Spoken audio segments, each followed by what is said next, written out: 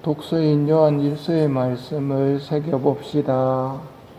사랑하는 여러분, 우리가 하느님을 사랑하는 것은 그분께서 먼저 우리를 사랑하셨기 때문입니다. 누가 나는 하느님을 사랑한다 하면서 자기 형제를 미워하면 그는 거짓말쟁이입니다. 눈에 보이는 자기 형제를 사랑하지 않는 사람이 보이지 않는 하느님을 사랑할 수는 없습니다. 그와 나라는 책에서 너는 나그네다. 너는 삶이라는 길을 지나간다. 내가 너를 영원히 행복하게 하기 위해 창조했음을 믿느냐? 내가 너를 만든 것은 순수한 사랑에서 너에게 끝없는 복을 주기 위해서다. 내가 너를 지은 것에 감사하여라. 나를 향해 돌아서라. 너를 감싸는 내 사랑을 바라보아라. 사랑받고 있음을 느끼고 나를 사랑하여라. 기도할 때 이걸 좀 묵상해 보셔야 됩니다. 너는 나그네다. 삶이라는 길을 지나가는 나그네다. 이 세상 나그네 삶을 위해서 너를 만든 게 아니다. 나는 너를 영원히 행복하게 하기 위해서 창조했다. 천국이라는 곳이 영원히 행복하도록 나를 위해서 준비하신 장소거든요. 너에게 끝없는 복을 주기 위해서 너를 순수한 사랑으로 창조했다. 그러니 나를 향해 돌아서라. 예수님께로 돌아서는 게 회개입니다. 이 세상을 쳐다보다가 다시 하느님 사랑으로 돌아서고 영원한 세상으로 돌아서는 게 회개거든요. 그리고 그런 하느님을 바라보며 감사하고 나를 감싸고 계신 하느님의 사랑을 바라보고 있을 때 비로소 나는 하느님을 사랑한다라고 말할 수 있기 때문입니다. 내가 하느님을 사랑한다고 말하지 못한다면 하느님의 사랑을 모르기 때문입니다. 그 사랑을 먼저 생각해 보셔야 됩니다. 내가 왜 창조되어서 여기 있는가? 나 스스로 답을 찾을 수 있는 게 아니지요. 예수님께서 말씀하십니다. 영원히 너를 행복하게 하기 위해서 창조했다. 너에게 끝없는 복을 주기 위해서 창조했다. 그러니 나를 향해 돌아서라. 여러분은 하느님을 사랑하십니까? 하느님을 사랑하는 마음이 없다면 이런 걸 모르기 때문일 것이고, 이런 걸 모른다면 하느님께 사랑을 청해야 합니다. 하느님이 나를 어떻게 사랑하시는지 알아야 나도 사랑할 수 있는 거거든요. 사랑은 하느님으로부터 오는 것입니다. 그러니 하느님께 사랑을 구하셔야 됩니다. 근데 문제는 대부분 한번 구해보고 끝난다는 겁니다. 이거는 구원과 관계된 문제이기 때문에 한번 기도해보고 말 문제가 아니란 말입니다. 구하고 구해야 합니다. 올바른 판결을 내려주십시오 하고 재판관을 끈질기게 찾아갔던 과부처럼 하느님께 사랑을 구해야 합니다. 이 과부의 비유를 들려주신 이유는 낙심하지 말고 끊임없이 기도해야 한다는 뜻으로 들려주셨습니다. 하느님의 사랑을 청하셔야 됩니다. 나를 어떻게 사랑하셨는지를 알아야 나도 그렇게 사랑할 수 있기 때문입니다. 보이지 않는 하느님을 사랑한다면 눈에 보이는 형제도 사랑할 수 있기 때문입니다. 이웃을 사랑한다는 것에 대해서 오늘 예수님께서 희년을 선포하십니다. 주님께서 나를 보내시어 가난한 이들에게 기쁜 소식을 전하고 잡혀간 이들에게 해방을 선포하고 눈먼 이들을 다시 보게 하고 억압받는 이들을 해방시켜 내보내며 주님의 은혜로운 해를 선포하게 하셨다. 희년 선포입니다. 희년의 역사를 짧게 보면 이집트 노예 생활에서 탈출한 이스라엘은 약속의 땅을 차지하지요.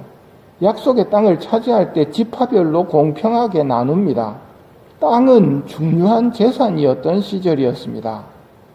땅의 공정한 배분으로 부자도 가난한 사람도 없었습니다. 근데 살다 보면 재산이 집집마다 달라지고 부자와 가난한 사람이 생겨나지요. 이럴 때 우리는 이 세상만을 위해서 창조된 것이 아니라는 것을 기억해야 합니다. 앞에서 들은 것처럼 너는 나그네다. 너는 삶이라는 길을 지나간다. 내가 너를 영원히 행복하게 만들기 위해서 창조하였음을 믿느냐? 이걸 믿는다면 재산이 차이가 나고 저 집에는 우환이 많이 들어서 가난해졌다. 어떻게 하는 것이 슬기롭게 재산을 관리하는 걸까요? 부자는 가난한 사람을 돕는 겁니다. 가난한 사람은 부자의 도움으로 생계를 유지합니다. 부자는 그 선행으로 영원한 세상을 차지합니다. 이게 슬기로운 방법입니다. 부자는 선행을 통해서 구원을 얻고 가난한 사람은 부자의 선행을 통해서 이 세상을 살아갈 도움을 받고 빈부차는 한번 벌어지면 계속 부익부 빈익빈이 되기가 쉽습니다. 땅을 차지할 때 공평하게 나누었지요. 그 상태로 50년마다 되돌립니다. 50년마다 한 번씩 오는 희년에는 약속의 땅을 지파별로 공정하게 분배했을 때의 상태로 되돌아가기 때문에 가난한 사람도 없어지고 부자도 없어집니다. 부자라면 이걸 받아들이기가 쉽지는 않지요. 내가 벌었던 것들은 내놓고 원래 상태로 돌아가야 하니까요. 뭘 봐야 이게 가능할까요? 영원히 너를 행복하게 하기 위해서 창조했다는 것. 이 세상은 지나가는 나그네라는 것. 이걸 받아들일 때 비로소 희년이 받아들여지는 겁니다. 현실적으로는 어렵지요. 마음으로 여러분 한번 생각해 보십시오. 생각으로. 지금 내가 가지고 있는 것 중에 원래 상태로 돌아가서 내놔야 한다면 내놔야겠다는 생각이나 마음이 드십니까? 마음도 그런 생각이 안 든다면 무엇 때문일까요? 그게 현실적으로 됩니까? 지금 내가 안 되고 우리가 안 된다고 해서 안 된다고 말하면 안 됩니다. 신자들의 공동체는 한 마음 한 뜻이 되어 아무도 자기 소유를 자기 것이라 하지 않고 모든 것을 공동으로 소유하였다. 그들 가운데는 궁핍한 사람이 하나도 없었다. 초기 교회의 모습입니다. 안 된다고 지금 내가 못한다고 안 된다 하면 안 됩니다. 초기 교회 때문에 2000년 전인데 오늘날은 이게 될까요? 이 모습을 보여주고 있는 곳이 수녀원입니다. 그러면 왜 그렇게 살아갈까요? 지나가는 삶을 살고 있다는 것을 받아들이고 영원한 세상에 대한 희망을 둘 때 이게 가능한 겁니다.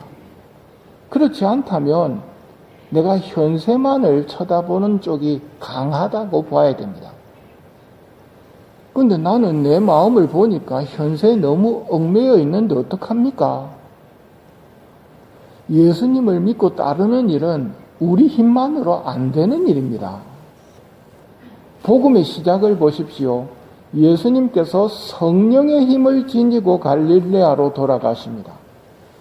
성령님의 힘, 주님의 영이 내 위에 내리셨다.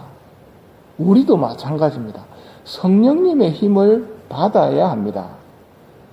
성령 성가를 보면 메마른 땅 물 주시고 병든 것 고치소서, 굳은 마음 풀어주고 차디찬 마음 데우시고 덕행 공로 쌓게 하고 구원의 문 활짝 열어 영원 복락 주옵소서.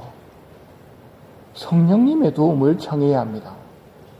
올바른 판결을 내려주십시오. 청했던 과부처럼 구하고 구해야 합니다. 만일 우리가 현세만을 위해서 그리스도께 희망을 걸고 있다면 우리는 모든 인간 가운데 가장 불쌍한 사람일 것입니다. 우리는 현세를 위해 창조된 것이 아니라 하느님 나라에서의 영원한 행복을 위해서 창조되었습니다. 이런 이야기를 들으면서 나는 아직 멀었다고 느낀다면 참 다행입니다. 왜냐하면 이걸 심판 때 알게 되면 너무 늦었기 때문입니다. 지금부터 나의 창조 목적을 생각하고 성령님께 사랑을 청하고 도움을 청하셔야 됩니다. 구하고 구할 시간이 지금 나에게 주어져 있는 겁니다. 목적을 모르고 시간을 보내면 허투루 사용하기 쉽습니다. 나는 사랑으로 가득 차야 합니다. 하느님께서 베풀어 주신 사랑을 깨닫고 그 사랑에 감싸여 있어야 하고 그 사랑을 받고 나도 하느님을 사랑하고 이웃을 사랑하는 사람이 되어야 됩니다. 그렇다면 사랑을 청하셔야 됩니다. 내가 영원한 행복을 위해서 창조되었다는 것에 대한 믿음도 필요하고 하느님과 이웃에 대한 사랑도 필요합니다. 나에게 필요한 것들을 청하면서 미사를 봉헌하도록 합시다.